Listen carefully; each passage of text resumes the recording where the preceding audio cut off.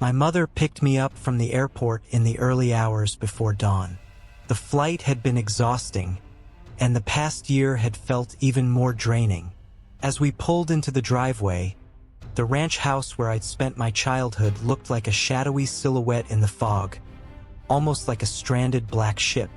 "Why is the kitchen light on?" I wondered aloud. My mom lived alone. "We're here, buddy." "Oh yes, we are," my mom called out cheerfully as she opened the car door. That's strange, I thought. Was she talking to me? I dragged my suitcase into the dim hallway. I didn't bother turning on a light. I knew every corner of the house by memory. Jet lag was hitting me hard, and I barely managed a hug and a brief exchange with Mom before heading off to bed. From the kitchen, I could hear her voice faintly as I dozed off. It had a soft, cooing quality, the way you might speak to a baby or a pet. By morning, I'd forgotten all about it. While gulping down coffee and crunching on cereal, we started planning how to make the most of my visit. We'd always been close, but since I'd moved to Japan to teach, we only got to see each other once a year. These moments mattered. That should work fine, my mom said, agreeing to a day trip I'd suggested. As long as I'm back in time to let Bailey out. Wait, Bailey? Being away for so long does that. It makes changes in people and things you wouldn't usually notice stand out. And not always for the better. I felt a twinge of guilt as I looked around the house. It seemed smaller and more worn than I remembered. Oh, don't be silly, Mom winked. Bailey, the dog. I didn't realize you had a dog. There it was again, that uncomfortable reminder of time slipping by. Really? She asked, her brows furrowing. I thought I told you. Oh well, you'll meet him soon enough while you're here. I hope you two hit it off. I hope so too, I muttered, uncertain. The truth was, I wasn't much of a dog person, and they didn't seem to like me either. Sure, dogs are beloved companions for many, but when I look into their sharp, predator-like eyes, I can't help but think, animals like this once hunted creatures like me. I glanced out the window at the backyard, its dead grass and leaning shed. Two shiny new steel bowls reflected the cold sunlight. So, is Bailey outside? I asked. Oh, I'm not sure. He comes and goes. Through the blinds, I spotted a missing pet poster stuck to a telephone pole. It was for a cat. While packing for our outing, I noticed something new. A black rubber dog door was installed in the back door, and it was large enough for a big dog. Every time it rattled in the wind, a chill ran through me.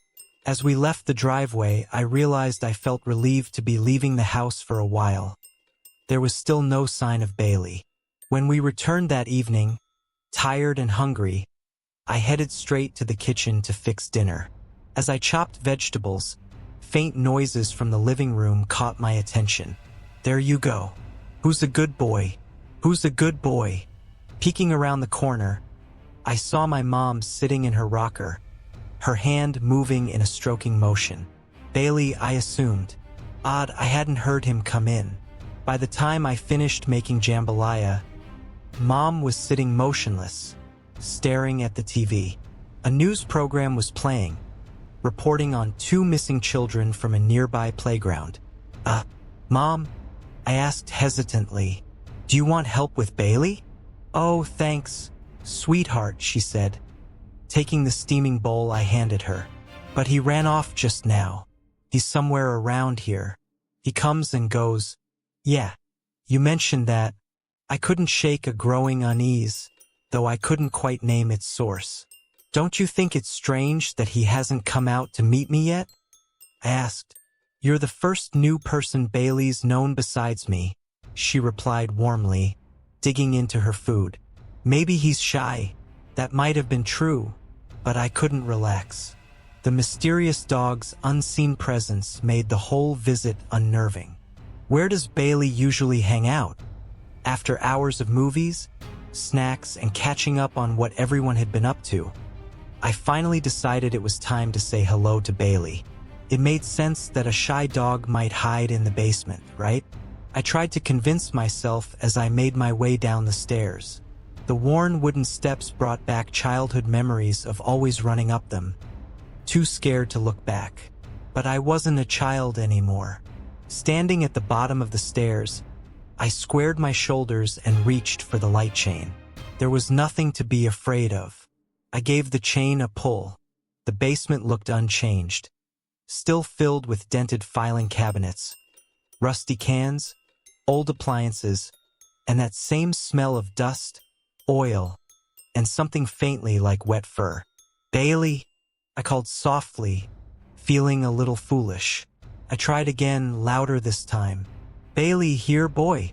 The cold dampness of the basement seemed to seep into my bones as I waited for a response. Silence. With a sigh, I switched off the light and started back up the stairs. Then I heard it, something big moving around in the dark. Heart pounding, I raced back down and yanked the chain again. Nothing. But I knew I'd heard something out there among the cobwebs and clutter. I stood still for a long moment, listening before heading back up, defeated. Halfway up the stairs, the sound returned. This time, it wasn't just movement, it was charging. The heavy weight of something much more significant than me made the steps groan behind me in the darkness. I bolted, but even as I ran, I could feel hot, panting breath on my legs. I burst into the kitchen, gasping for air. My mom glanced at me curiously. "Huh," I managed between breaths. "Guess I'm still scared of the basement." Even after 20 years, without a word, she turned back to the TV's blue glow. The news was still reporting on the 2 missing children. That night, I went to bed early, but sleep didn't come. I lay awake, listening for any movement from the basement or the rubber dog door. Just as I began to drift off, I heard it, the flap rattling, then the sound of paws on the hallway floor outside my room. The steps grew closer until they seemed to pass right through my locked door. I sat up and turned on the light. The sound of movement filled the room, but I couldn't see anything. It wasn't until I looked up that I saw them. Muddy paw prints circling on the ceiling. A wave of fear washed over me as I realized I was being watched. The unseen thing on the ceiling stopped, then growled. "What the?" I bolted out of the room, the sound of heavy paws pounding behind me. I yelled for my mom, who woke up groggily in her recliner. The growling behind me stopped abruptly. "Oh," she said with a smile, adjusting her glasses. "I see you've met Bailey." "What?" I gasped. I could hear panting and the sound of a tail wagging against the floor. "What the hell is going on?" I stared at the carpet as invisible paws pressed into it. The unseen creature padded over to my mom, its growls turning into happy yelps as she reached out to scratch what must have been its belly. "Who's a good boy?" she cooed. "Mom," I said cautiously, inching closer. "Do you see anything?" Before she could answer, a deep growl and the snap of jaws cut through the air near my hand. "Oops," Mom said lightly. "Looks like he's not used to you yet." I stumbled backward, yelling, "There's no dog here. Whatever that is, it isn't a dog." "Don't be silly," she said dismissively. "Bailey is a very good boy." I retreated to my old bedroom, locking the door behind me. Not that it would help. I spent the night sitting in bed with the light on, gripping a pocket knife for comfort. Not that it would do much against an invisible beast. At some point, I must have fallen asleep because I woke to the bed sagging under a heavy weight. A rancid smell of wet fur and decay filled my nose as hot breath swept across my face. I froze. Then it spoke. "Do you want to see me?"